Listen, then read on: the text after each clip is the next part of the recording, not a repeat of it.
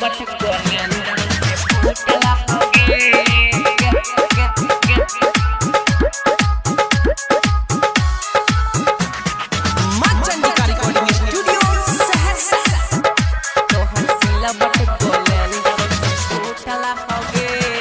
नया नया सिले हमर तोड़ दिला रे, जैसे तैसे करके बिछोड़ दिला रे। नया नया सिले हमर तोड़ दिला रे, जैसे तैसे करके बिछोड़ दिला रे। हम डाला हो कि पहले से टूटला होगे, हम डाला हो कि पहले से टूटला होगे। तोहर सिलवट गोलेंडर से फूटला होगे, तोहर सिलवट गोलेंडर से फूटला होगे। तोहर सिलवट गोलेंडर से फूटला होगे, टूटला होगे। तोहर सिलवट गोलेंडर से टूटला होगे।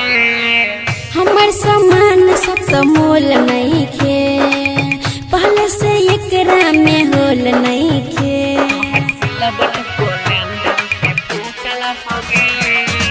कोडी के ओडी कैसे कोडिया होगे, लागो हो तोड़ा भीतर मडिया होगे।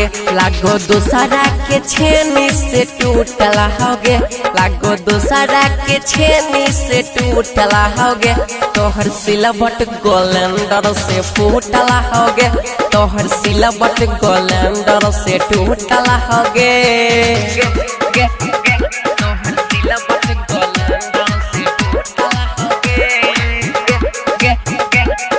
टूटला होगे। सिलवट गोलेंडर से टूटला होगे। मनी समिति सदस्यरत ये जी, ना पारी यारी से डलिए ये जी। तोहर सिलवट गोलेंडर से टूटला होगे।